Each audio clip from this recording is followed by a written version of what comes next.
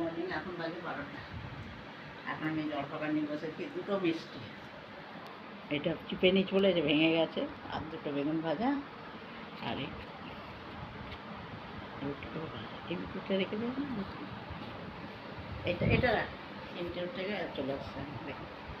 এই তিনটে রুটি নিয়ে আমি আমার জলখাবারটা শেষ করছি। একটু কাঁচা লঙ্কা নেবো, দাঁড়া।